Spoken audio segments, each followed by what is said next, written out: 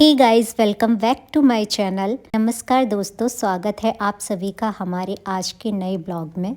दोस्तों, अभी अभी हम जयपुर शहर से निकले हैं और अब हमारा सफ़र शुरू हो चुका है आमेर किले की तरफ। शहर की चहल पहल, ट्रैफिक और शोर शराबा धीरे धीरे पीछे छूट रहा है और सामने खुलती जा रही है अरावली की शांत पहाड़ियाँ। रास्ते में हमें जयपुर की असली जिंदगी देखने को मिल रही है।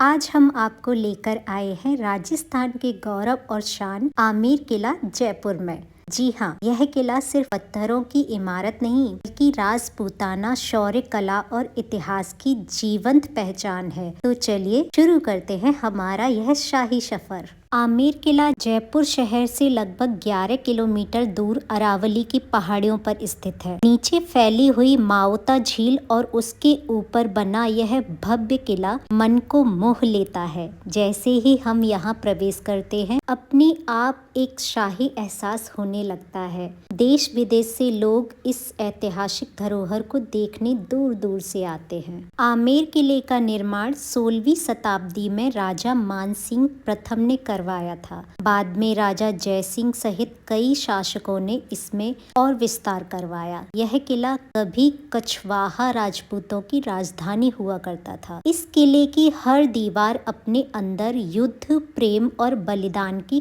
कहानियां समेटे हुए है। दोस्तों, अब हम पहुंचे हैं आमेर किले की वो मशहूर सीढ़ियों पे जो इस किले तक पहुंचने की राह को और भी रोमांचक बनाती हैं। ये सीढ़ियाँ थोड़ी ऊंची और मुश्किल जरूर हैं, पर पैरों के लिए अच्छे से वर्कआउट है। लेकिन हर सीढ़ी के साथ नज़ारा और भी शानदार हो जाता है। हर कदम के साथ हवा और भी ताजगी लाती है और जैसे जैसे हम ऊपर जाते हैं, नीचे वाला दृश्य और झील का नज़ारा दिल को खींच लेता है। थोड़ा कठिन है हाँ, लेकिन जब लक्ष्य शाही इतिहास का हो तो हर थकान फीकी पड़ जाती है। चलते रहो क्योंकि ऊपर का नज़ारा सब मेहनत को भुलवा देगा। यहाँ कुछ स्थानीय कलाकार पारंपरिक राजस्थानी वाद्य यंत्र पर संगीत बजाते हैं, तो अब आप भी सुनिए।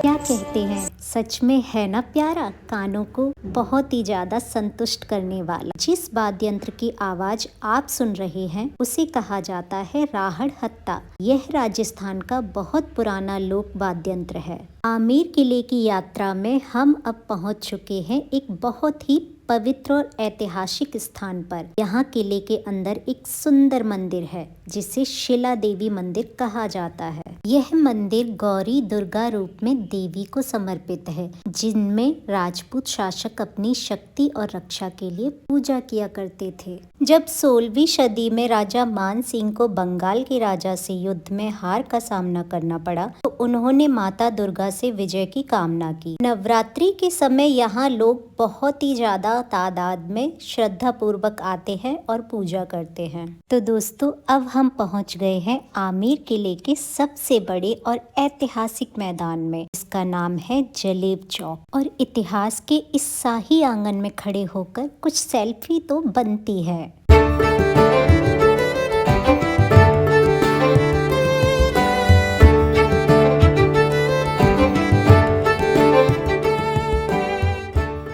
और किले के अंदर कुछ स्थानीय लोग राजस्थानी स्टाइल के लेडीज पर्स और हाथ से बनी ज्वेलरी भी बेच रहे थे। और यह सिर्फ सामान नहीं है दोस्तों, यह यहाँ के कारीगरों की मेहनत, कला और पहचान है। इन्हें देखकर समझ आता है कि राजस्थान सिर्फ किले और महल नहीं बल्कि दिल से जुड़ी हुई एक संस्कृति भी है। और दोस्तों, इन्हीं दुकानों के पास हमें दिखे बहुत सारे कबूतर जो इस ऐतिहासिक किले को और भी जिंदा सा बना रहे थे और कुछ लोग बड़े प्यार से इन्हें दाना भी डाल रहे थे। आमेर किले के अंदर घूमते घूमते अगर भूख या प्यास लग जाए तो यहाँ एक छोटी सी दुकान भी है। यह है आमेर किले का सबसे बड़ा और सबसे महत्वपूर्ण प्रांगण। पुराने समय में यही वह जगह थी जहां राजाओं की सेनाएं इकट्ठा होती थीं। युद्ध से लौटकर यहीं पर विजय परेड होती थी और सैनिकों का स्वागत किया जाता था। यह आंगन इतना विशाल है कि एक साथ हाथी, घोड़े और सैकड़ों सैनिक यहाँ खड़े हो सकते थे। आज भले ही यहाँ इतनी शांति है, लेकिन इन दीवारों ने कभी शौर्य युद्ध की तैयारियां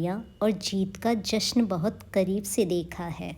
इन महलों में कभी राज परिवार रहा करता था। यहीं से रानियां झरोखों से नीचे के दृश्य देखा करती थीं और किले से थोड़ा नीचे उतरते समय हमें इतिहास से जुड़े नकली हथियार, तलवारों की छोटी प्रतिकृतियां, ढाल, भाले और दूसरी ऐतिहासिक चीजों के मिनी मॉडल्स जो राजपूताना शौर्य और वीरता की याद दिलाते हैं, वो भी दिखाई दिए। तो दोस्तों, आमेर किले की इस शाही यात्रा के बाद अब हम धीरे धीरे नीचे उतर रहे हैं। ऊपर चढ़ते समय जहां उत्साह था, वहीं नीचे उतरते समय दिल में एक अजीब सा सुकून है, जैसे इतिहास से मिलकर वापस अपनी दुनिया में लौट रहे हों। इन सीढ़ियों से उतरते हुए बार बार पीछे मुड़कर देखने का मन कर रहा था, क्योंकि आमेर किला सिर्फ देखा नहीं जाता, उसे महसूस भी किया जाता है। हर कदम के साथ यादें बनती जा रही हैं। शीश महल की चमक, देवी का आशीर्वाद, संगीत की धुनें, कबूतरों की उड़ान